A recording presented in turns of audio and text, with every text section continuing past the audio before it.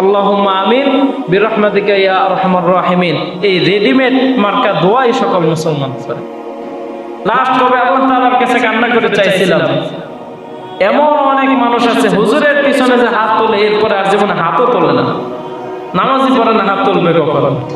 আর হাত তুললেও এটাকে আমরা যে দোয়া করি আল্লাহুম্মা আমিন বিরহমাতিকা ইয়া আরহামার রাহিমিন, এই রেডিমেড মার্কা দোয়াই সকল মুসলমান করে। এটা কি দোয়া?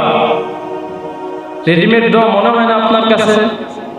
আচ্ছা, আমি হাত তুললাম, আমরা সবাই আজকে নামাজের পরেও দোয়া করব। সবাই সবার হৃদয়ে খুলে দোয়া করবে, ইমাম সাহেব দোয়া করবে, সবার জন্য দোয়া করবে। কিন্তু এটা তো আপনার জন্য নির্দিষ্ট ব্যক্তিগত দোয়া না।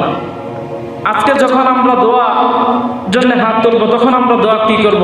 আল্লাহ, আমরা সবাই অনেক গুনাহ করি, আমাদের সবাইকে কি করে দাও? মাফ করে দাও। আমি ইমাম সাহেব তো জানি না আপনার অপরাধ কি, আমি ইমাম সাহেবের অপরাধ তো আপনি জানেন না। যার যার ব্যক্তিগত ইবাদতের জন্য আমি রবের কাছে তো একান্ত আল্লাহ তাআলার কাছে কি করতে হবে? দোয়া করতে হবে। নিজের নফসকে যখন আল্লাহ তাআলার দিকে ঝুঁকিয়ে দিয়ে আমরা দোয়া করব, এমন মানুষ আমরা কে না আছি, এমনও গুনাহ করি যেই গুনাহ আমার সন্তান জানে না, যেই গুনাহ আমার মা জানে না, যেই গুনাহ আমার স্ত্রী জানে না। জানেন একমাত্র কে? ওই আল্লাহ তাআলার কাছে যখন এই সকল গুনাহ চেয়ে চেয়ে আল্লাহ তাআলার কাছে মাফ চাইব, যখন বান্দা আর আল্লাহ তাআলার সম্পর্ক এক হয়ে যাবে, তখনই তো আল্লাহ তাআলা আপনার জন্য মাফ করবেন, আল্লাহ তাআলা আপনার জন্য ক্ষমার হাত উঠিয়ে দিবেন। কয়জন মানুষ এমন আছে আজকে 50 বছর 30 বছর হায়াত চলে যাচ্ছে, একদিনও গোপনে কোনো সময় মন খারাপ করে আজকে মনটা ভালো নয়, ডিপ্রেশনে আছে, যায় 2 রাকাত নামাজ পড়ে মসজিদের কোণে একা একা বসে আল্লাহ তাআলার কাছে চোখের পানি ফেলে আল্লাহ তাআলার কাছে দোয়া করে। এই চোখের পানি, এমন চোখের পানির কথা নবীজি বলেছেন যে বান্দা যখন চোখের এক ফোঁটা পানি অথবা গুনাহ করতে করতে পানিও বের হয়, একটু ছুঁয়ের আগায় পানি লেগে থাকলে যেমন পানি, এমন পানি যখন চক্ষু দিয়ে বান্দা আল্লাহ তাআলার ভয়ে বের করবে, আল্লাহ তাআলা তাকে মাফ করে দেবেন।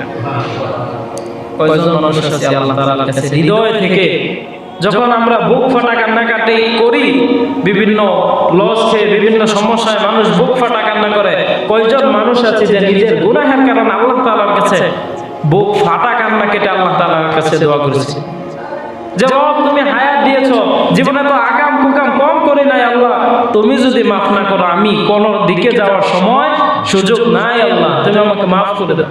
কয়জন মানুষ আছে হায়াত দেখতে দেখতে শেষ হয়ে যায়। এই যে শবে বরাত, এই যে শবে কদর আমরা পালন করছি, কত শবে কদর যায়, কত রমজান যায়, কত রমজান মাসের মুসল্লি হলাম, কিন্তু কখনো কি আল্লাহ তাআলার কাছে মাফ চেয়ে নিতে পেরেছি? পারি নাই। অথচ নবীজি কি বলেছেন, একজন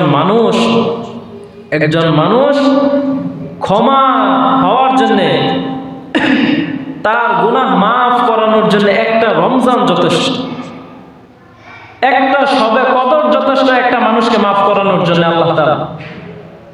ওই একটা শবে কদরকে আমরা কদরের মতো পালন করতে পারি না।